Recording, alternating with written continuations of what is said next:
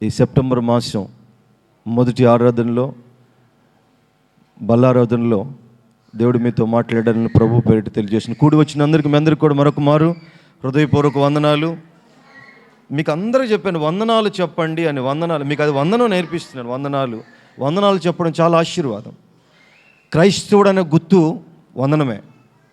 మనం క్రైస్తవులు అనటానికి గుర్తు వందనమే. వందనాలండి, ఎంత సంతోషమైనటువంటి వార్త.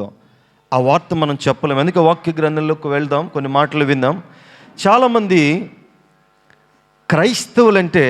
క్రైస్తవుడంటే సమస్య అనుకుంటాడు. క్రైస్తవుడంటే ఏదో అది ఒక సమస్య అనుకుంటాడు. కొంతమంది అనుకుంటారు ఈ క్రైస్తవులుగా పుట్టడం కంటే లోక సంబంధులుగా పుట్టడం మేలు అనుకునేటువంటి వారు చాలామంది ఉన్నారు. ఎందుకంటే క్రైస్తవులుగా ఉన్నాము అని అంటే దేవుడి సన్నిధికి రావాలి. దేవుడి సన్నిధికి వచ్చామంటే ఏ తప్పులు చేయకూడదు, ఏ పాపాలు చేయకూడదు. ఏదైనా తప్పు చేస్తూ, ఏదైనా పాపం చేస్తూ, ఏదైనా అపవిత్రమైనటువంటి మాట మాట్లాడుతూ ఎవరికైనా అగపడ్డాం అనుకో, చూసేవాళ్ళు ఏమంటారు? అయ్యో బాబోయ్, మీరు క్రైస్తవులు కదా, ఈ మాటలు మీరు అనకూడదు కదా, ఈ త్రోవల్లో మీరు వెళ్ళకూడదు కదా, ఇది మీరు కాదు కదా అని అంటారు. అనరా? ఇప్పుడు భారతదేశంలో ప్రథమముగా పెద్ద కులాలు అనబడేవి 3 కులాలు ఉన్నాయి. హిందువులు, క్రైస్తవులు, ముస్లిమ్స్, 3 కులాలు ఉన్నాయి. ఈ క్రైస్తవం అటువంటి ఈ మతము దేనికి సాదృశ్యము? జనులందరూ దేశం అంతా ఎవరు అనుకుంటారు? శాంతికి. దేనికి? శాంతికి చిహ్నం. క్రైస్తవులంటే శాంతమూర్తులు, ప్రేమమూర్తులు. ప్రపంచానికి మొత్తానికి తెలిసినటువంటి వాస్తవం, వారు నమ్మేది ఒకటే, క్రైస్తవులు అనేటువంటి వారు ప్రేమ కలిగినటువంటి వారు, శాంతమూర్తులు. అదే బాధ అయిపోయింది కొంతమందికి. మేము ఈ శాంతమూర్తులుగా, ప్రేమమూర్తులుగా ఉంటే అన్యులు లాంటి పనులు మేము చేయలేం కదా. అందుకని చాలామంది క్రైస్తవులను చెప్పుకోవడానికి సందేహపడతారు, దేవుని బిడ్డలను పిలుచుకోవడానికి సందేహపడతారు. కొంతమంది ఊళ్ళల్లోకి వెళ్ళినా, ఎక్కడికి వెళ్ళినా, పనులకు వెళ్ళినా, ఏదైనా షాపులకో, కంపెనీలకో, లేకపోతే ఇంకెక్కడికి వెళ్ళినా మీరేంటోళ్ళండి అని అంటే ఆలోచిస్తారు ఒక క్షణం. క్రైస్తవులని చెబితే మనతో స్నేహం చేయరేమో, క్రైస్తవులని చెబితే మనతో సన్నిహితంగా ఉండరేమో, వాళ్ళ కులమని చెబితే మనతో బాగుంటారేమో, మనతో సంతోషంగా కలుపుకోలుగా ఉంటారేమో అని అనుకుంటారు. అందుకే క్రైస్తవుడు అని ఎవరు చెప్పరు. నేను ఒక కుటుంబానికి వెళ్ళా, వాళ్ళ ఇంటి ఆ గృహకోడికి నేను వెళ్తే నన్ను పిలుచుకుంది ఆ సహోదరి కుటుంబం. ఆడ పరిచర్య చేస్తుందంతా హైందవులు. అందరూ చక్కగా బొట్లు పెట్టుకున్నారు, బాగున్నారు, హైందవులు. చాలా సంతోషం వేసింది. జరిగే కార్యక్రమం ఏది? దేవుని కూడిక. కానీ అక్కడ పరిచర్య చేస్తుంది ఎవరు? హైందవులు. వారికి ఒక ఆలోచన రాలా. ఏమని ఆలోచన? అరే, ఇది క్రైస్తవ కుటుంబం, జరిగిస్తుంది సేవకుడు, చేస్తుంది వారి ప్రార్థనలో మేమెందుకు ఉండాలి, మేమెందుకు పరిచర్య చేయాలని వాళ్ళు ఎవరు అనుకోవట్లా. ఎందుకు? ఈనాడు క్రైస్తవుడు అలాగుండాలా, క్రైస్తవ కుటుంబాలు అలాగుండాలి. నేడు క్రైస్తవ కుటుంబాలు ఎలాగున్నాయి? అన్యులకు బానిసలు అయిపోతున్నారు, అన్యులకు లోబడుతున్నారు. దేవుడు అందుకోసంగా అది లోకంలోనికి వచ్చింది. లేమి కలిగినటువంటి వారిని, దరిద్రులను, మనుషులకు హీనముగా కనబడేటువంటి వారిని, లోకము దారిద్రులు, వీరు ఎందుకు పనికిరారు, తక్కువ వారు అని చూపబడినటువంటి వారి కోసం దేవుడి లోకానికి వచ్చాడు. దేవుని స్తోత్రం గట్టిగా హల్లెలూయా. ధనికుల కోసము, గొప్పవారి కోసం ఆయన రాలేదు. దీనుల కోసం, దరిద్రుల కోసం ఆయన ఈ లోకంలోనికి వచ్చాడు. నీవు క్రైస్తవురాలు అనే ఘనముగా చెప్పుకోవాలి. ఎందుకు? నీవు ఆరాధించు దేవుడు గొప్పవాడు, లోకంలో ఉన్న వారందరికంటే గొప్పవాడు. అందుకే వాక్యం చెబుతూ మీకు ముందుకు తీసుకుని వెళుతాను. 1 పేతురు రాసిన పత్రిక 4వ అధ్యాయము 16వ వాక్యం. 1 పేతురు రాసిన పత్రిక 4వ అధ్యాయము 16వ వాక్యం. ఎవడైనను క్రైస్తవుడు అయినందుకు బాధ అనుభవించిన ఎడల, ఎవడైనను క్రైస్తవుడైనందుకు బాధ అనుభవించిన ఎడల అతడు సిగ్గుపడక ఆ పేరును బట్టి దేవుని మహిమపరచవలెను. దేవుని స్తోత్రం. చేతులున్న వారు గట్టిగా హల్లెలూయా. ఎంత చక్కటి మాట, ఎంత చక్కటి మాట చూడండి. వాక్యంలో భక్తుడు రాశాడు, మీరు క్రైస్తవులని సిగ్గుపడుతున్నారేమో. మీరు క్రైస్తవులని సిగ్గుపడవలసినటువంటి పరిస్థితి ఏది లేదు, లేదు. ఎందుకంటే ఆత్మ సంబంధమైనటువంటి వారు మీరు, శారీరక సంబంధమైనటువంటి వారు కాదు. ఆత్మ సంబంధమైనటువంటి దేవుణ్ణి కలిగినటువంటి వారు. మన ప్రభువు శారీరక సంబంధి కాదు. అవునా? అవునా? అవును, నిజమే. మనము ఆరాధించే దేవుడు ఆత్మపూర్ణుడు. ఆయన ఒక మనిషి కాదు, ఆయన దేవుడు. అలాంటి ఆత్మ సంబంధుడైనటువంటి దేవుడిని మీరు ఆరాధిస్తున్నారు. అలాంటి దేవుడిని మీరు ఆరాధిస్తున్నారు అని అంటే మీరు ఆత్మపూర్ణులై ఉండండి. మీ ఆత్మపూర్ణత ఎప్పుడు మీకు కలుగుతుంది అని అంటే, నేను క్రైస్తవుణ్ణి. ఎవరిని? నేను క్రైస్తవుని. క్రైస్తవుడని మీరు సిగ్గుపడాల్సిన అవసరంలే. క్రైస్తవుడని మీరు బాధపడాల్సిన అవసరంలే. అయ్యో నేను కులంలో పుట్టాను, మతంలో పుట్టాను అని మీరు ఇబ్బంది పడాల్సిన అవసరంలే. ఎందుకో తెలుసా? మీరు ఆరాధించే దేవుడు గొప్పవాడు. క్రీస్తును పేరు పెట్టబడారు మీరు. మీరు క్రైస్తవులు అంటే దాంట్లో క్రీస్తు ఉన్నాడు, ఉన్నాడు. దాంట్లో క్రీస్తు ఉన్నాడు. మీరు క్రైస్తవులు. కానీ మీరు ఎందుకు సిగ్గుపడుతున్నారు? మీరు ఎందుకు సిగ్గుపడుతున్నారు? ఒక మాట నేను చెప్పునా? మీరు అనండి. ఈనాడు చాలామంది క్రైస్తవులు రకరకాలటువంటి హైందవుల దగ్గర పనిచేసేటువంటి వారు లేరా? ఉన్నారు, ఉన్నారు. మరి అక్కడ పనిచేస్తున్నప్పుడు నీవు వాళ్ళకి బానిసలుగా లేవు. నువ్వు దేనికోసం వెళుతున్నావు? నీ కుటుంబ అక్రతల కోసం అక్కడ పని చేస్తున్నావు. నువ్వు కష్టపడుతున్నావు. నీ కష్టానికి తగినటువంటి ప్రతిఫలమే వారు ఇస్తున్నారు. అవునా కదా?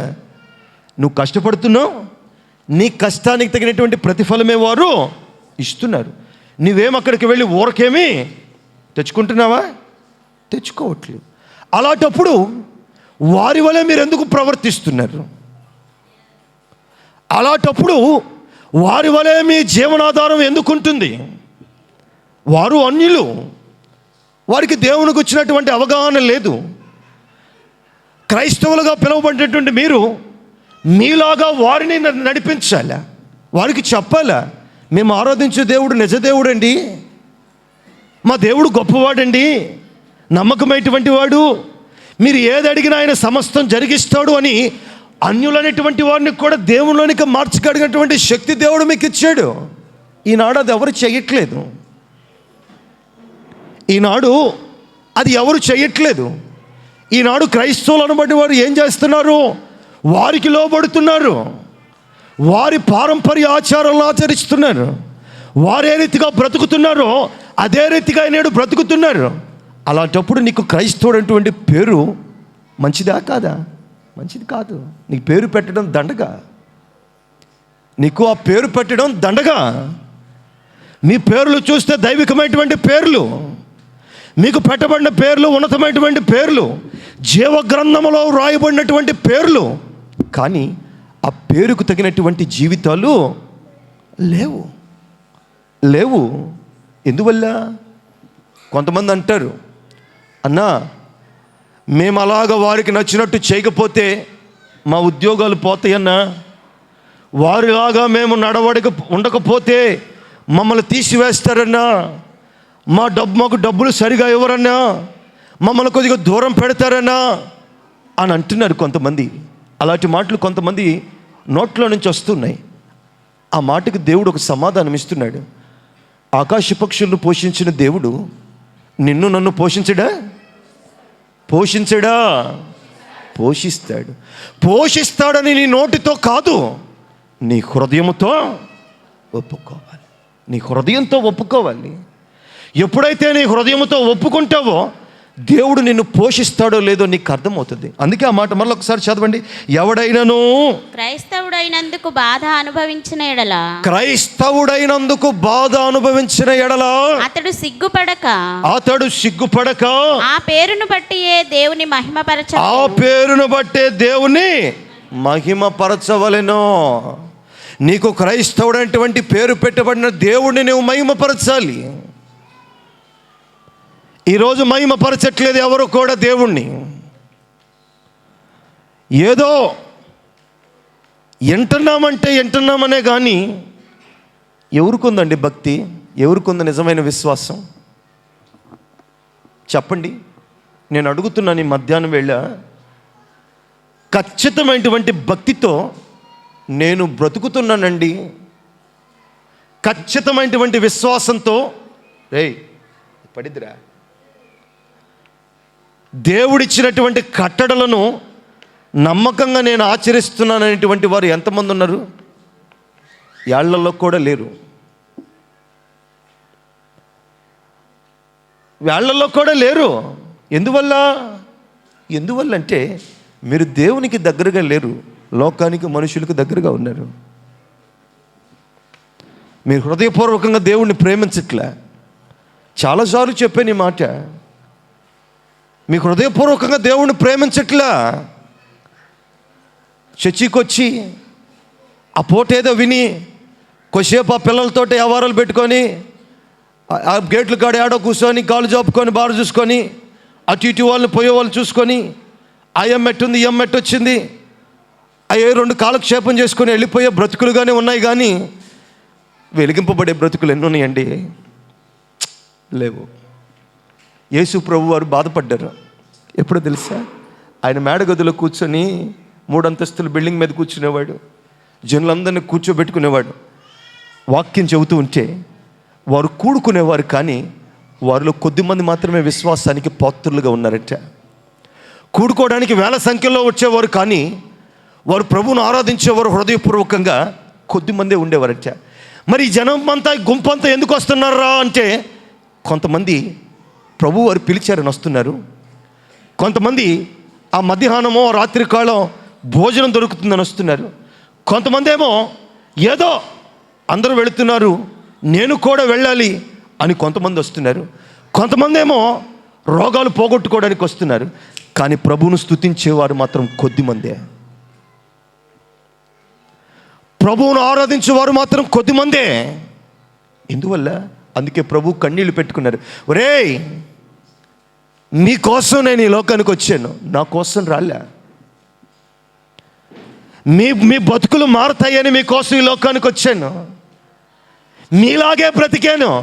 నిజమేనండి, నిజమే. ఒక మనిషిలాగా, ఒక మనిషి ఎలాగా బాధలు శ్రమలు కష్టాలు అనుభవిస్తాడో పరమ తండ్రి అటువంటి దేవుడు ఆకాశం నుండి భూమికి ఎత్తించి ఆ రీతిగా అనుభవించింది దేనికోసం? ఈ బ్రతుకును బ్రతకడానికి కోసమా? క్రైస్తవుడు క్రైస్తవురాలని పేరు పెట్టుకొనబడినటువంటి ఆ ప్రజలు ఆ క్రైస్తవ్యాన్ని కూల్చివేస్తూ ప్రభువుకు అసహ్యంగా వేషధారణగా దోషభరితమైనటువంటి ప్రజలుగా బ్రతకడానిక ఆయన ఈ లోకానికి వచ్చి ఆ శిలువలో మరణించింది. ఎందుకంటే జ్ఞాపకం రావట్లేదు. బాధపడుతున్నారు క్రైస్తవులుగా పుట్టినందుకు, రోదన పడుతున్నారు క్రైస్తవులుగా పుట్టినందుకు. అసలు ఆ పుట్టుకే దేవుడు నీకు లేకుండా చేస్తే ఈరోజు నీ బ్రతుకేంటి? లోబడట్లేదు, ఎవరు కూడా లోబడట్లేదు. బాధపడుతున్నారు. ఈ అల్పకాల శ్రమలను బట్టి బాధపడుతున్నారు, ప్రభువుకు దూరం అవుతున్నారు. ఒక యవనస్తుడు వాడు ప్రభువులోనికి రావాలంటే రాడు. మీరు బాగా ఆలోచించండి. ఒక యవనస్తుడు కానీ ఒక పురుషుడు కానీ ప్రభువులోకి రమ్మంటే రాడు. సరే వచ్చాడు, ఇంకో నలుగురిని ప్రభువు దగ్గరికి రమ్మంటే రానివ్వడు, వాడు రాడు. ఇంకో 10 మందిని రానివ్వడు. అదే లోక సంబంధమైనటువంటి తిరుగులాటికి, తిరుగుబోతనానికి, వ్యసనాలకి, షల్లంగి పనులకి, వేషధారణ పనులకి, తాగుబోతు పనులకి వాడు పోవటం కాదు, వాడితో 10 మందిని ఎలాగైనా తీసుకొని వెళ్తాడు. వాడు రాలేదా, వాడిని ఇంటికి వెళ్ళైనా పిలుచుకొని వస్తాడు, తీసుకుని వెళ్తారు, ఆ కార్యాన్ని జరిగిస్తారు. మరి దేవుడి దగ్గరికి ఎందుకు జరిగించలేరు? దేవుడి దగ్గరికి ఎందుకు నడిపించలేరు? మీరు బాగుగా గమనించండి వాక్యాన్ని. ఒక విశ్వాసి ఒక అవిశ్వాసిని మార్చలేకపోతున్నారు. ఒక విశ్వాసి ప్రభువుని ఎరిగిని సంవత్సరాలు కొలది భక్తి చేసి దేవుడి సన్నిధిలో చిరకాలం ఉంటున్నా కానీ ఒక అవిశ్వాసిని ప్రభువులోకి నడిపించలేకపోతున్నారు. కానీ ఒక విశ్వాసిని అవిశ్వాసిలాగా చేయగలుగుతున్నారు కాదా? ఒక అన్యురాలు, ఒక అన్యుడు విశ్వాసముగా ఎదుగుతున్నటువంటి వారిని పడగొట్టి లోకంలోనికి లాగుతున్నారు. ఎవరిలో బలం ఉంది? సైతానులోనా, దేవుళ్ళోనా? సైతానులో బలం లేదు, దేవునిలో బలం ఉంది. మీరు బలహీనులై వాటితో పడుతున్నారు. బలము కలిగినటువంటి దేవుని పక్షాన మీరుంటే మీరు పడరు, మీరు కూలిపోరు. మీరు లోక సంబంధమైనటువంటి దాని ఆ బాధలో పడిపోయి బలవంతుడైనటువంటి దేవుని యొక్క ఆయన చేతుల కింద మీరున్నా కానీ ఆ పరిస్థితులను బట్టి, వారి మాటలను బట్టి మీరు బలహీన పడిపోయి దేవునికి ఆయాసకరంగా బ్రతికి లోకంలో తిరుగులాడుతున్నారు.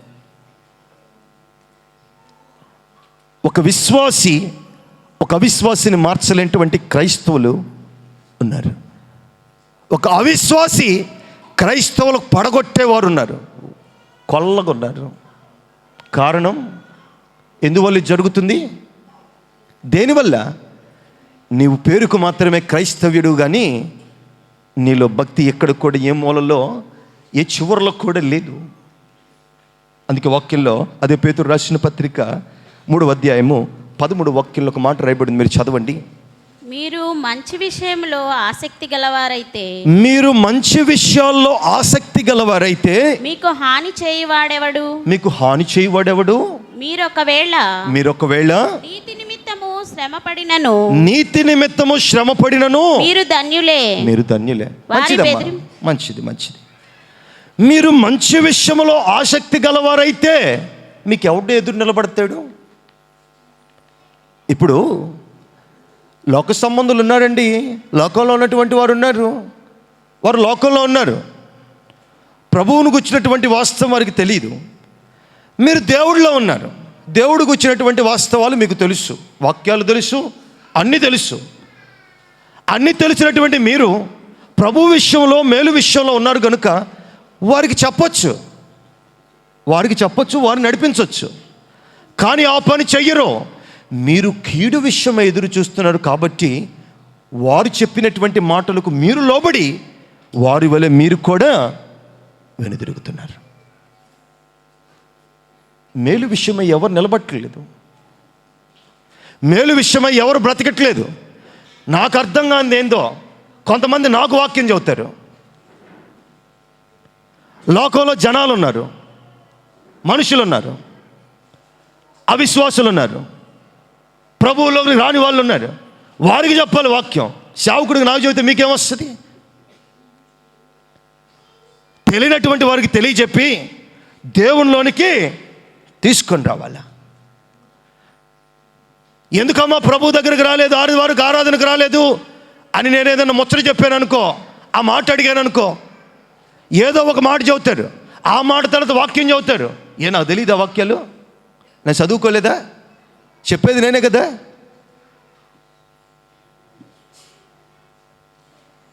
ఇలాంటి క్రైస్తవులు, మేలు కలిగినటువంటి క్రైస్తవులు కాని రావట్లేదు నాడు.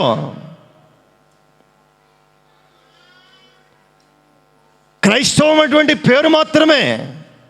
కొంతమంది అంటున్నారు ఏమని, అన్నా ఆ సంఘాలు చూడండి ఎంత బాగున్నాయో, వారి విశ్వాసాలు చూడు ఎంత బాగున్నారో, వారి వల్లే మనం ఎందుకు కొండకూడదన్నా అంటున్నారే కానీ మీరు చేస్తున్నారా?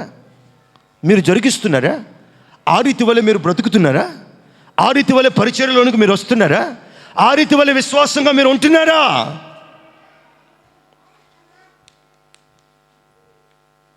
పులిని చూసట పిల్లి ఏం చేసింది? ఏం పెట్టుకుంది? వాతలు పెట్టుకుందట. అట్టుంది మన క్రైస్తవ్యం. అది పులి. ఆ పులిలాగానే ఉండాలంటే నువ్వు పిల్లి అవ్వచ్చు. నువ్వు వాతలు పెట్టుకోవాల్సిన అక్కర్లా, దానివల్లే పులిలాగా మారొచ్చు. ఎందువల్ల? నీ వెన్నుంటి ఉన్నవాడు లోకంలో అటువంటి శ్రేష్ఠుడు. దేవుని స్తోత్రం. గట్టిగా హల్లెలూయా. నువ్వు మార్చబడాలా, నువ్వు ఎదగాల విశ్వాసంగా. నువ్వు విశ్వాసంగా ఎదగాల. వాళ్ళు ఎదుగుతున్నారు, వీళ్ళు ఎదుగుతున్నారు చెప్పడం కాదు. నీవెక్కడ ఎదుగుతున్నావు? నీ కుటుంబాన్ని ఎక్కడ లేవనెత్తుకుంటున్నావు? ఎవరైనా నీ కుటుంబంలో ఇద్దరు విశ్వాసంగా ఉన్నారనుకో, ఆ ఉన్నటువంటి వారిని కూడా అన్ని సన్నీళ్ళు పోసి ఆర్పోజేస్తారు విశ్వాసాన్ని. అలాంటి క్రైస్తవులు ఉన్నారు ఈనాడు. అందుకే జనాలు, అన్యులు క్రైస్తవులను చూస్తే దూరంగా ఉంచుతున్నారు. ఇది కారణం. నీ దగ్గర ఏదో నువ్వు తక్కువ కులమనో, నీరేదైతే నీ రీతి అదో ఇదో అని కాదు.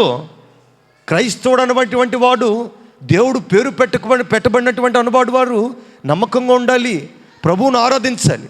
కానీ ప్రభువును ఆరాధిస్తూ కూడా లోక సంబంధంగా బ్రతుకుతున్నారు గనుక అక్కడ ఎలాగున్నారు? గొంగళి పురుగు వలె వేషాలు మారుస్తున్నారు గనుక దేవునికి అపకీర్తి వస్తుంది, నీకు అవమానం వస్తుంది. అది కోరుకోవట్లే దేవుడు, అది అడగట్లేదు దేవుడు. అందుకే మీరు మంచి విషయములలో ఆసక్తి గలవారైతే మీకు హాని చేయవాడెవడు? మీకెవడు హాని చేస్తాడండి? మీకెవడు హాని చేస్తాడు? క్రైస్తవుడు, క్రైస్తవురాలని పేరు మీకుంది. దాన్ని బట్టి మీరు బ్రతకండి. అలాంటి బ్రతుకులో మీరు జీవించండి. దాన్ని బట్టి మీరు కుంగిపోవాల్సిన అవసరంలా. విశ్వాసంగా బ్రతకండి. శ్రమలు, అవరోధాలు, కష్ట నష్టాలు ఈ జీవన యాత్రలో ఎన్నో వస్తాయి. ఆ వచ్చినప్పుడు వాటికి పడిపోకుండా నిలబడినప్పుడు ఎవడు నిన్నేం చేయలేడు. పడిపోతున్నారు. ఎందుకు పడిపోతున్నారు?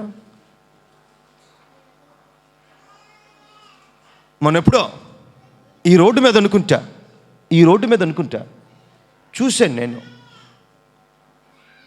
ఆ కుర్రోడు అక్కడే వచ్చాడు. వాడు ఏదో పనికి పోలేదట్టుంది ఆ రోజు. వాడు అక్కడే వచ్చాడు. పనికి పోలేవాడు ఆ రోజు. వాడు పనికి పోతాడు.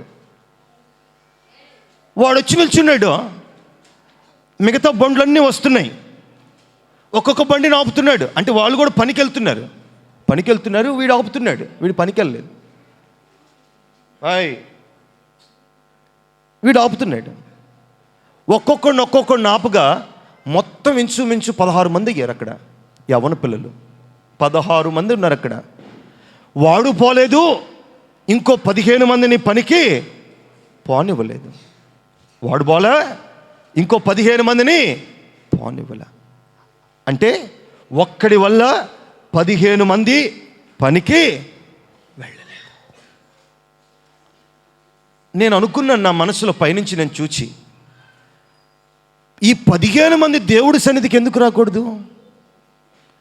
ఈ 15 మందిలో ఒక్కడైనా దేవుడి సన్నిధికి వచ్చి, ఇదిగో వారిని పనికి వెళ్ళకుండా ఏ రీతిగా ఆపాడో, లోకములోనికి వెళ్ళకుండా ఆ రీతిగా ఆపి ఆ 15 మందిని దేవుడి సన్నిధిలో కూర్చోబెడితే ఇంకెంత బాగుండు అని సంబరపడ్డా. కానీ అలాగ లేరు. అది ఒక యవనస్తుడనే కాదు, స్త్రీ అయినా పురుషులైనా ఎవరైనా. ఎక్కడ మీ దేవునికి మీరు అవమానం తెస్తున్నారు అని అంటే, మీరు సరిగా నిలబడక అనేకుల్ని నిలబెట్టలేకపోతున్నారు. ఇలాంటి క్రైస్తవులు ఉన్నారు. అలాంటి క్రైస్తవులు ఉండటానికి వీల్లేదు. కొంతమందికి నవ్వులు శత్రువులు అయిపోయినాయి. దేవుడు ప్రార్థన, వాక్యం, ఆరాధన అంటే. ప్రియ బిడ్డలారా, ఒక మాట చెబుతాను, మీరు జ్ఞాపకం చేసుకోండి. ప్రతిదినం దేవుడు చూస్తున్నాడు. ప్రతి సమయం ఆయన గమనిస్తున్నాడు. నువ్వు ఎప్పుడు ఏ స్థితిలో ఉన్నావో, ఏ విశ్వాసంలో ఉన్నావో, ఏ పరిస్థితిలో ఉన్నావో ఆయన సమస్తం చూస్తున్నాడు. ఈరోజు నువ్వు ఆనందపడవచ్చు, చతుర్లాడుకుంటూ ఉండొచ్చు, ప్రభువును విడిచి ముచ్చట్లాడుతూ ఉండొచ్చు, లోకంలో తిరుగులాడుతూ ఉండొచ్చు, వాటికి వీటికి పరిగెత్తు ఉండొచ్చు. కానీ ప్రభు వారు కొట్టే దెబ్బకు మాత్రం నువ్వు గెంగరాలు తిరిగి పడిపోవాల్సిందే. ఆయన ఆశీర్వాదం ఎంత గొప్పగా ఉంటుందో, ఆయన కృప ఎంత దీవెనకరంగా ఉంటుందో, ఆయన కోపము కూడా అంత భయంకరంగా ఉంటుంది. దాన్ని మీరు చూడకూడదు. ఒక మేలు చేయటానికి ఎవరు కూడా ముందుకు రావట్లేదు. ఒక మేలుకరమైనటువంటి కార్యానికి ఎవరు కూడా ముందుకు రావట్లేదు. ఒక లోక సంబంధమైనటువంటి దానికోసమైతే ఉర్రూతులుగుతున్నారు, పరిగెడుతున్నారు, ప్రయాసపడుతున్నారు, సమయాన్ని వెచ్చిస్తున్నారు. ఒక దేవుని పని కోసం రాలేకపోతున్నారు. నటించే అనుభవంలో నటన నటన నటన నటన నటన అటు అటో ఇటు ఇటో లేదు, అటు ఇటు కాకుండా అలాగే మధ్యలో ఉండిపోతున్నారు. మీరు కూలిపోతారని, కుంగిపోతారని, జారిపోతారనేటువంటి వాస్తవం మీకు అర్థం కావట్లా. ఒకవేళ అర్థమైనా కానీ గోచరం కావట్లా.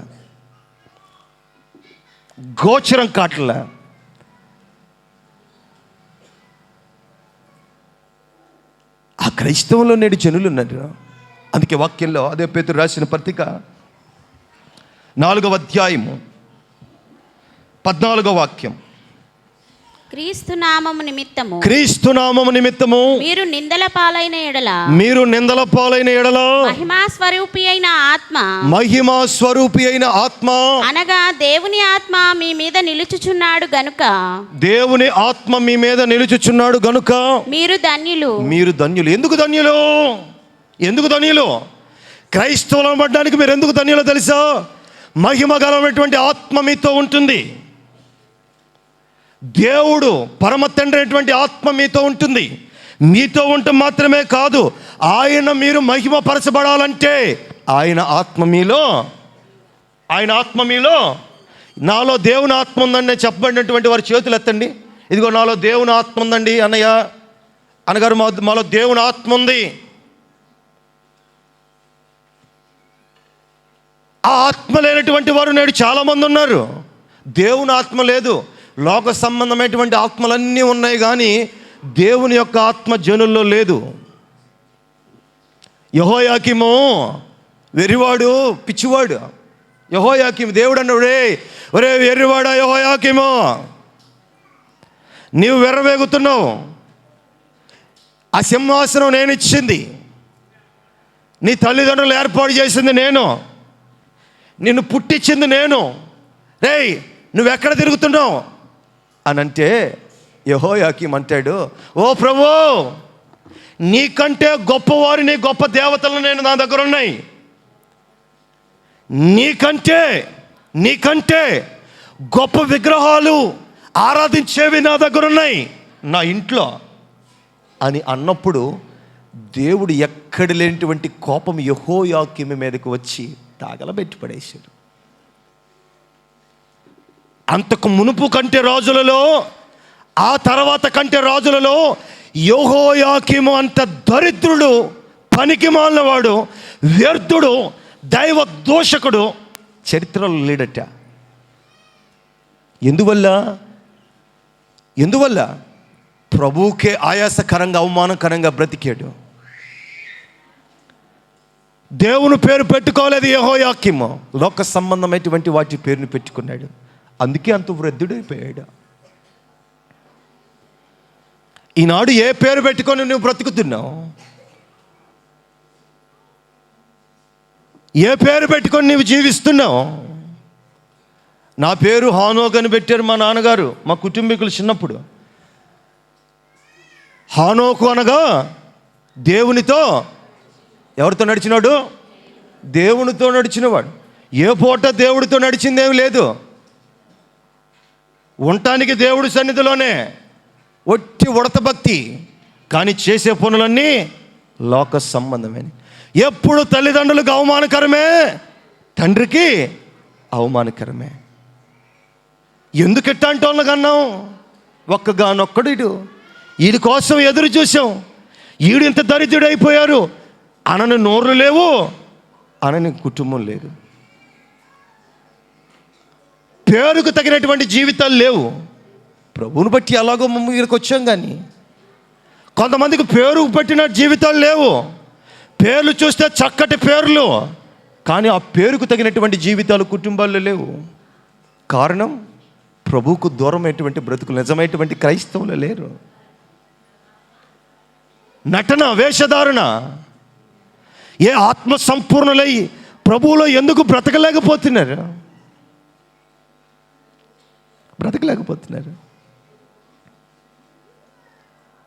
రూతు, విశ్వాసురాలంటువంటి రూతు అత్త చెప్పిన మాట విని వెనక్కెళ్ళిందా? శ్రమలు వచ్చినాయని భర్త లేడు, నాకు భర్త లేడు, ఎవరినొక్కడు పెట్టుకొని నేను కాపురం చేస్తే సరిపోయిద్దిలే, ఇంకొకడు పెళ్లి చేసుకుంటే సరిపోయిద్దిలే, ఆ ఇంట్లో షాకిరి పనులు చేస్తే సరిపోయిద్దిలని అత్త చెప్పిన మాట వెనక్కి వెళ్ళిపోయిందా? వెళ్ళిందా? ఎల్లలా. ఎందుకు? ఆమెలో దేవుని యొక్క జీవధారలు ఉన్నాయి. దేవుని స్తోత్రం, హల్లెలూయా. దేవుని యొక్క జీవధారలు ఉన్నాయి.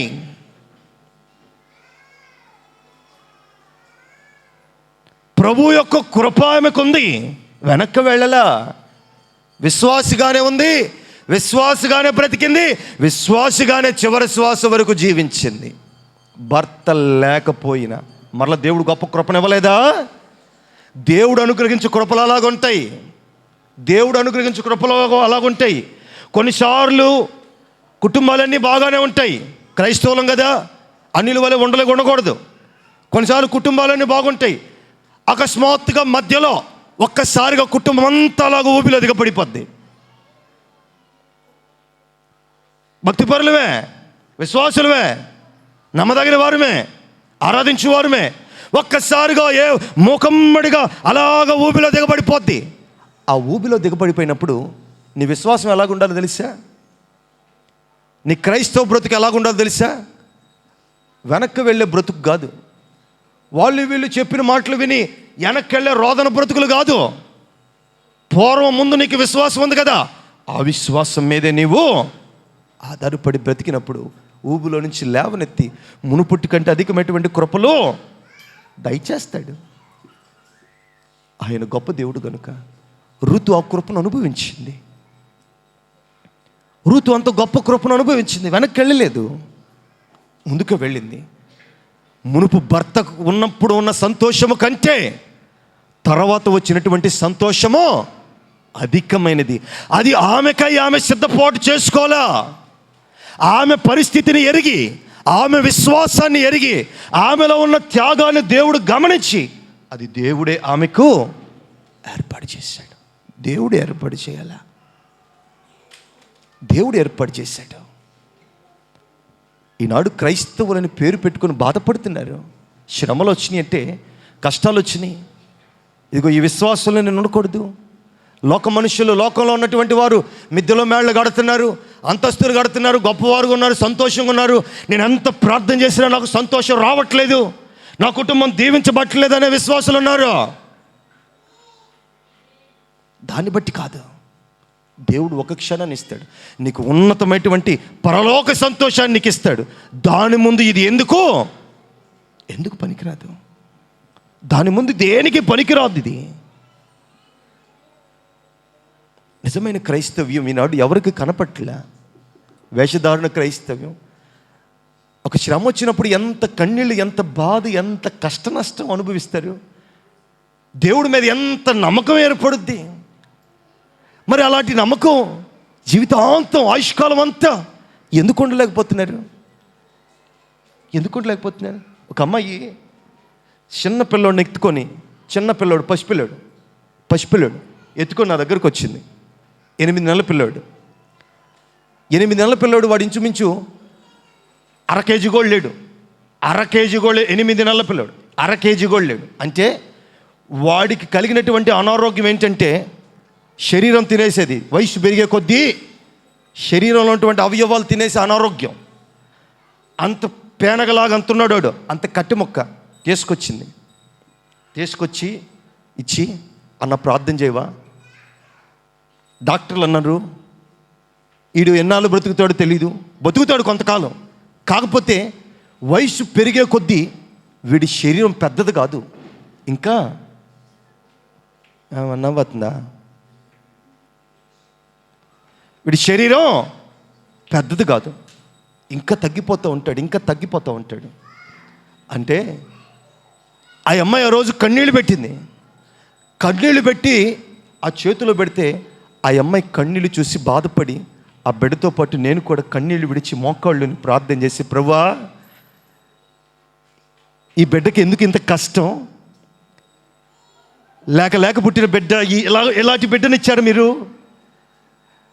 ఆ బిడ్డ కన్నీళ్లు తుడిచి ఈ బాధను తీసివేయండి ప్రభువా, ఈ బిడ్డను స్వస్థత చేయండి అని ప్రార్థన చేస్తే 4 నెలలకో 5 నెలలకో ఆ బిడ్డకు చిన్నగా బలం రావడం ప్రారంభించింది. దేవుని స్తోత్రం, గట్టిగా హల్లెలూయా. బలం రావడం ప్రారంభించింది. ఎప్పుడైతే బిడ్డకు బలం రావడం ప్రారంభించిందో తల్లి బలహీనపడిపోయింది. తల్లి దేంట్లో బలహీనపడిపోయింది? విశ్వాసంలో. ఎక్కడ? విశ్వాసంలో బలహీనపడిపోయింది. ఇంకా అప్పుడు దాకా ప్రార్థనలో విశ్వాసంగా కన్నీళ్ళు ఆలయంలోనికి వస్తే ఆమె కన్నీళ్ళే, ప్రార్థనే, ఇంకెవరితో పట్టించుకోదు, ఇంకెవరితో సంబంధం లేదు. ఆ అమ్మాయి ప్రార్థన ఏందో, ఆ అమ్మాయి వాక్యం ఏందో, వింటమేందో, ప్రార్థన చేసుకోవడం ఏందో, వెళ్ళిపోవడం ఏందో, ఇంకెవరితో లేదు. ఎప్పుడైతే బిడ్డ బాగున్నాడో, కొద్దిగా బలం పుంజుకుంటున్నాడో, ఈ అమ్మాయి బలహీన పడిపోయి ప్రార్థనకు వచ్చినా కానీ పక్కన వాళ్ళతో శత్రువులు ఆడుతుంది, ముచ్చటేస్తుంది, నవ్వుకుంటుంది, గోల్ చేస్తుంది, కేకలు పెడుతుంది. పెట్టింది నెలకో 2 నెలకో శచ్యమా అనుకుంది. ఇట్లాంటి వారిక దేవుడు కార్యం జరిగించేది అని బాధపడ్డ దేవుణ్ణి. ఇట్లాంటి వారిక, ఇలాంటి బుద్ధిహీనులక, ఇలాంటి దేవుని నామానికి అవమానకరంగా ఉండేవాళ్ళక, ఆ బిడ్డ బాగలేనప్పుడు ఆ తల్లితో పాటు నేను కూడా ప్రార్థన చేశాను, ఉపవాసాలుండి నా కడుపు కాల్చుకొని. ఆ బిడ్డ ఆ కుటుంబం సమస్యలో ఉన్నప్పుడు ఎవడు కూడా ఇంటికి రాకపోతే నేను వెళ్ళాను ప్రార్థన చేయటానికి. ఇందుకోసమైన దేవుడు బ్రతికిచ్చింది, ఇందుకోసమైన దేవుడు ఆ బిడ్డకు జీవమును బలమనిచ్చింది. నువ్వు బలహీన పట్టానిక? అట్లాంటి అవిశ్వాసాలు, అట్లాంటి క్రైస్తవులు నేడు ఇదిగో కుప్పలుగా ఉన్నారు, కుప్పలుగా. బలహీనత. ప్రభువులో బలపడాలని, ప్రభువులో విశ్వాసంగా ఉండాలని, ఇదిగో ఎవరితో నాకు సంబంధం లేదు, దేవుని సన్నిధిలోనికి వచ్చినప్పుడు నా ధ్యాస, నా ఆలోచన అంతా దేవుని మీదే అన్న విశ్వాసం, అన్న భక్తి నేడు జనుల్లో కాండ్రాట్ల బాధ కలుగుతుంది. కొన్నిసార్లు చూస్తే కొన్ని కుటుంబాలు చూస్తుంటే వారు బలహీన స్థితిలో ఉన్నప్పుడు, పాడైపోయిన స్థితిలో ఉన్నప్పుడు, దిగజారిపోయిన స్థితిలో ఉన్నప్పుడు కన్నీళ్ళెత్తి ప్రార్థన చేసాం, మోకాళ్ళేసి ప్రార్థన చేసాం, ఉపవాసాలు ఉండి ప్రార్థన చేసాం. ఒక్కసారి వారు బాగైన తర్వాత కనీసం సేవకుడు యొక్క ధ్యాస కూడా, ప్రార్థన అనుభవం కూడా లేకపోతే ఇట్లాంటి వాళ్ళ కోసమే నేను ప్రార్థన చేసింది, ఇట్లాంటి వాళ్ళ కోసమే నేను కన్నీళ్ళు కార్చింది అని అనిపిస్తుంది. ఎందుకంటే పడ్డవాడికి తెలుసు ఆ బాధ ఏమిటో, కన్నవాడికి తెలుసు ఆ ప్రయాస ఏమిటో. స్వస్థత పొందుకొని బాగుపడిన మీకేం తెలుస్తుంది ఆ ప్రయాస? తెలీదు. తల్లిదండ్రులకు తెలుసు బిడ్డల బాధ ఏమిటో. అవిశ్వాసం. క్రైస్తవం అని పేరు పెట్టుకొని విశ్వాసం కొద్ది మట్టుకైనా ఎక్కడ కూడా ఒక మూల కానరాదు. ఒక పక్క కుటుంబాలు నాశనం అయిపోతూ ఉంటాయి, ఒక పక్క బిడ్డలు నాశనం అయిపోతూ ఉంటారు, కానీ ప్రార్థన ఉండదు కొన్ని కుటుంబాల్లో. క్రైస్తవులకు కావాల్సింది ఏంటండి? క్రైస్తవుడు అంటే గుర్తేంటండి? క్రైస్తవ స్త్రీలంటే గుర్తేంటి? ప్రార్థన. ప్రార్థన. ఆ ప్రార్థన కానరాదు. అందుకే ఆ వాక్యం చదివి నేను ముందుకు తీసుకొని వెళుతాను. 15వ వచనం, 3వ అధ్యాయం 15వ వచనం, 1వ పేతురు రాసిన పత్రిక 3వ అధ్యాయం 15వ వచనం. నిర్మలమైన మనస్సాక్షి గలవారై, నిర్మలమైన మనస్సాక్షి గలవారై మీలో ఉన్న నిరీక్షణను గుర్చి మిమ్మును హేతువు అడుగు ప్రతివానికి సాత్వికముతోను భయముతోను ఎల్లప్పుడూ సిద్ధముగా ఉండి మీ హృదయముల యందు ఎవరిని ప్రతిష్ఠించుకోవాలండి? క్రీస్తును. క్రీస్తును మీ హృదయంలో ప్రతిష్ఠించుకోవాలా? ఈనాడు దేన్ని మీరు ప్రతిష్ఠించుకున్నారు? ఎవడైనా మీ దగ్గరకు వచ్చి ఇలాగ అడిగాడు, మీరు క్రైస్తవులు కదా, నీవు క్రైస్తవుడు క్రైస్తవురాలు కుటుంబం కదా, నీ కుటుంబంలో శోధన ఎందుకు వచ్చింది, నీ కుటుంబంలో బలహీనత ఎత్తుకొచ్చింది అని అడిగినప్పుడు నువ్వు కోప్పడాల్సిన అవసరంలా. నువ్వు కోప్పడాల్సిన అవసరంలా. ఎదుటి మనుషులు ఎటువంటి వారో, ఏ రీతిగా మాట్లాడతారో, వారి గుణగణాలు ఎలాగుంటాయో మీరు ఎరిగినప్పుడు వారికి తగినటువంటి సమాధానమనే మీరు చెప్పండి. ఇది క్రైస్తవుడికి తగినది. ఇది క్రైస్తవుడికి తగినది. ఎవడైనా కోపంగా వచ్చి మీ దగ్గరకు వచ్చి మాట్లాడారనుకో, మీరు కూడా కోపంగా సమాధానం చెప్పారనుకో, అక్కడేమవుద్ది? గొడవ అవుతుంది. అదే సామరస్యంగా నిదానంగా, మేము క్రైస్తవులమేనండి, ప్రభు మమ్మల్ని దర్శించే సమయం ఇంకా ఆసన్నం కాలేదు, ఒకరోజు ఆశీర్దిస్తాడు, ఇప్పుడు మా శ్రమలు కొద్ది కాలమే, మా కుటుంబ కష్టాలు కొద్ది కాలమే, దేవుడు ఆశీర్వదించే సమయం ఒకటి వస్తుందండి అని వారికి నిదానంగా చెబితే, అయ్యో నిజముగా వీరు క్రైస్తవులే, నిజంగా వీరు క్రైస్తవులే. మరి కొంతమంది అడుగుతారు, నీ కుటుంబంలో ఈ కష్టం ఎందుకు వచ్చిందని మరొక రీతిగా అడుగుతారు. వారికి ఏడుస్తూ చెప్పాలా? అంటే ఎవరు ఏ రీతిగా అడుగుతున్నారో వారికి తగినట్టు నువ్వు చెప్పగలిగినటువంటి వారే క్రైస్తవులు. అందుకే క్రైస్తవులు జ్ఞానము కలిగినటువంటి వారు, మందగతులు గారు, బుద్ధిహీనులు కారు, అవిధేయులు కాదు, అవిశ్వాసులు కారు. ఎందుకంటే వారు ఆరాధించు దేవుడు క్రైస్తవుడు, క్రైస్తవ్యం కలిగినటువంటి పరమ తండ్రి, జీవము కలిగిన దేవుడు కనుక ఆ పేరు పెట్టబడినటువంటి జనులు కూడా ఆ రీతిగా ఉంటారు. ఆ రీతిగా ఉన్నవారు దేవుణ్ణి ప్రతిష్ఠించుకుంటారు హృదయంలో. ఎవరైనా ఏదైనా అడిగితే దానికి తగినటువంటి సమాధానాన్ని తెలియజేస్తారు. కానీ నాడు ఎవరైనా నిన్ను ఏదైనా అడిగితే నీవు లేట సమాధానాలు ఇస్తున్నావు, ఎలాగ మాట్లాడుతున్నావు? ఒక పెద్దవాళ్ళ నీ దగ్గరకు వచ్చి అడిగాడు, వయసులో పెద్దోళ్ళు, అరే ఏంద్రా ఇది మంచి పని కాదు కదా, ఇది ఎందుకు చేసావురా నీవు అని అడిగితే నువ్వేమి సమాధానం చెప్పాలి? అయ్యా తెలియక చేశాను, తెలుసు చేశాను, చూడక చేశాను, చూసి చేశాను, ఈసారి చెయ్యనులే అని అంటే ఆ పెద్దవాడు ఏమనుకుంటాడు? వరే ఈడు నా మాట గౌరవించాడు, ఈడు మంచోడురా, ఈడు కుటుంబం మంచిది, వీళ్ళు ఆరాధించి దేవుడు మంచివాడు అంటారు. ఆ పెద్దవాడు అడిగిన సమాధానానికి నీకెందుకో, నేనెందుకు చెప్పాలా, అసలు నీకెందుకు చెప్పాలా అని అన్నామనుకో, ఆయన ఏమనుకుంటాడు? ఈ కుటుంబం మంచిది కదట్టుంది, ఇది గర్విష్ఠుడు, ఇది అహంకారుడు అనుకుంటారు. అంటే దేవుడు నేర్పిస్తుంది ఇదే. ఏమని? నిర్మలమైన, ఆ మాట చదవండి ఒకసారి. నిర్మలమైన మనస్సాక్షి, నిర్మలగనమైన మనస్సాక్షి గలవారై మీలో ఉన్న నిరీక్షణ గూర్చి మిమ్మును హేతువుగా అడుగు ప్రతివానికి సాత్వికముతోను భయముతోను సమాధానము చెప్పుటకు ఎల్లప్పుడూ సిద్ధముగా ఉండి మీ హృదయముల యందు క్రీస్తును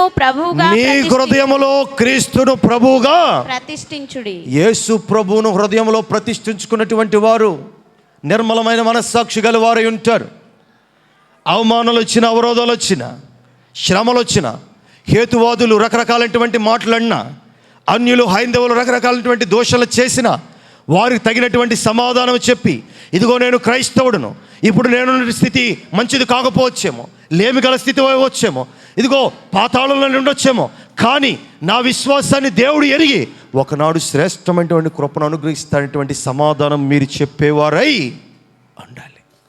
అలాగ దేవుణ్ణి ప్రతిష్ఠించుకొని దేవుణ్ణి మీరు మహింపరచాలి. అందుకే మీరు క్రైస్తవులుగా పిలువబడ్డారు. అందుకోసమే మీరు క్రైస్తవులుగా పిలువబడ్డారు. ఆ క్రైస్తవులు మీరు జీవించాలా. ఎందుకు జీవించాలా? ఆత్మ సంబంధమైనటువంటి దేవుడు మీలో ఉన్నాడు గనుక, మీ హృదయంలో ఏలుతుంది ఆయన గనుక.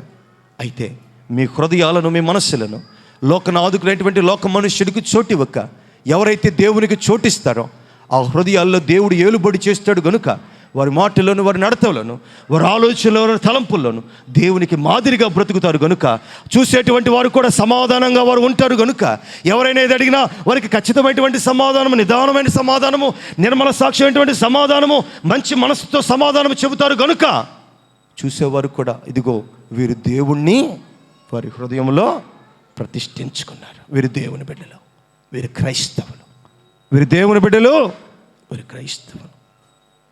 అలాంటి పేరు తెచ్చుకోవాలా, అలాంటి పేరు తెచ్చుకోవాలా. ఈనాడు ఎలాంటి పేరు మీరు తెచ్చుకుంటున్నారు? ఎలాంటి పేరు? కొంతమంది పేరుకు క్రైస్తవ్యం ఉంటారు కానీ లోకంలోనికి వెళ్ళి అన్యులుగా జీవిస్తారు, ఆచారాలని పాటిస్తారు, లోక సంబంధమైన బ్రతుకులన్నీ బ్రతుకుతారు. దేనికోసం? లోక సంబంధమైనటువంటి దానికోసం. దానివల్ల నీకేం ప్రయోజనం లేదు. దానివల్ల నీకేం ప్రయోజనం లేదు. నీకున్న దాంట్లో కొద్ది దాంట్లోనే దేవుడు ఆశీర్వదిస్తాడు నువ్వు నమ్మకంగా ఉంటే. నీకున్నది ఏదైనా కొద్ది దాంట్లోనే దేవుడు విస్తారంగా చేస్తాడు నీవు నమ్మకంగా ఉంటే. దేవుని దగ్గరకు రావాల్సింది ఆ నమ్మకత్వం, ఆ సమాధాన కృప, అవి నీలో కలగాల. అవి నీలో కలగాలని అంటే నిర్మలమైనటువంటి మనస్సాక్షి నీ జీవితంలో ఉండాలి.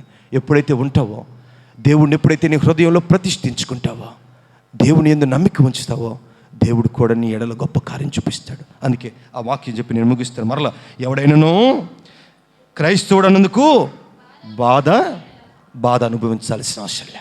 నువ్వు క్రైస్తవుడు అని బాధపడాల్సిన అవసరంలే. నువ్వు క్రైస్తవుడు అని సిగ్గు చెందాల్సిన అవసరంలే.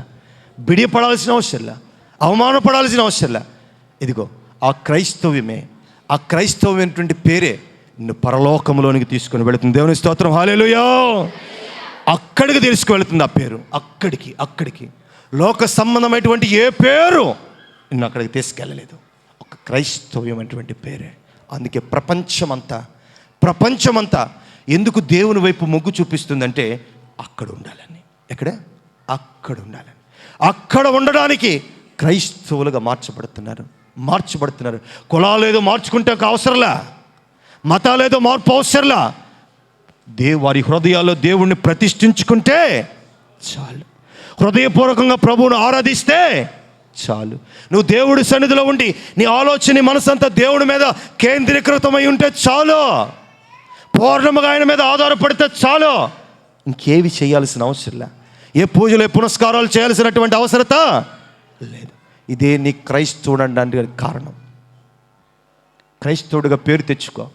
అన్యురాలుగా అన్యుడు కాదు. అన్యులుగా మార్చబడవద్దు. మీరు క్రైస్తవ బిడ్డలో, మీ పుట్టుకలోనే మీరు క్రైస్తవులు. మీరు అన్యులుగా మార్చబడాల్సిన అవసరంలా. దేవుని బిడ్డలు మీరు. మరలా వాటిలోనికి వెళ్ళాల్సిన అవసరంలా.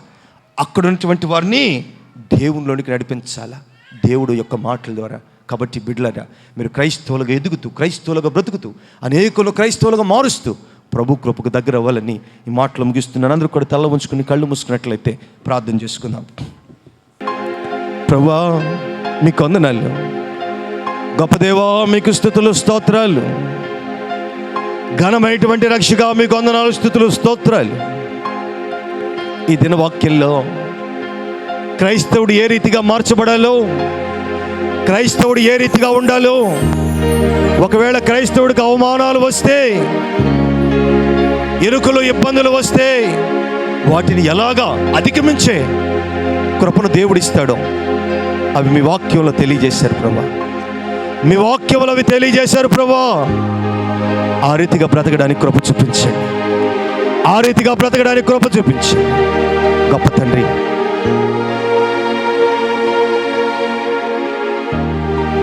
అవును తండ్రి, మీకు వందనాలు, మీకు స్తుతులు, స్తోత్రాలు.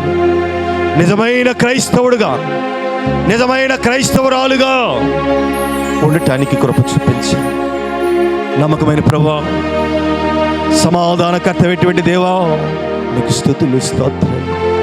మీరు గొప్పవాడు నాయనా, నమ్మకమైనటువంటి దేవుడు అయ్యా. ఇన్నాళ్ళు నిజమైనటువంటి క్రైస్తవులో మేము జీవించలేకపోయాం. అన్యుల వలె, లోక సంబంధుల వలె, వారి వలె మా ఆచారాలు ఉన్నాయి నాయనా. అలాగ మేము ఉండకూడదు, అలాగ మేము ఉండటానికి వీల్లేదు. నిజమైనటువంటి క్రైస్తవులుగా మేము ఉంటాం. నిజమైనటువంటి దేవుడి బిడ్డల వలె మేము ఉంటాం. నిన్ను విడవక, నిన్ను ఎడబాయక, నిత్యము మీ పాదాల దగ్గర యోగ్యముగా, బలముగా, పరిశుద్ధంగా బ్రతికే కృపను దయచేసి.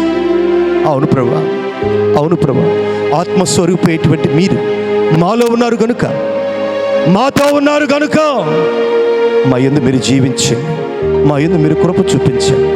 మేము ఎవరికి కూడా భయపడాల్సిన అవసరం లేదు. మేము క్రైస్తవులమని ఎవరు కూడా బాధపడాల్సిన అవసరం లేదు. ఎవరు కూడా సిగ్గుపడాల్సిన అవసరం లేదు. ఇది ఒక గొప్ప కృపని, ఇది ఒక గొప్ప ప్రేమని, ఇది గొప్ప ఆశీర్వాదమని తెలుసుకునే భాగ్యాన్ని ప్రతి బిడ్డకు అనుగ్రహించాలి. అయ్యా, అయ్యా, బ్లాక్ నెలలో ఎంతోమంది అన్యులైనటువంటి వారు ఆ క్రైస్తవులుగా చెప్పుకోవడానికి ప్రాణాలు ఇచ్చారు ప్రభా, ప్రాణాలు ఇచ్చారు ప్రభా.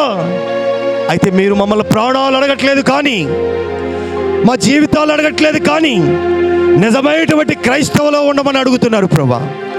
అటువంటి క్రైస్తవులో మేము ఉండటానికి, అటువంటి క్రైస్తవ బ్రతుకులో మేము జీవించడానికి నా బిడ్డలకు మీరు కృప చూపించి, ఈ ఆదివారం ప్రార్థనలో కూడి వచ్చిన ప్రియ బిడ్డలందరినీ దీవించి ఆశీర్వదించి నీ కృపను జ్ఞాపకం చేసుకోండి.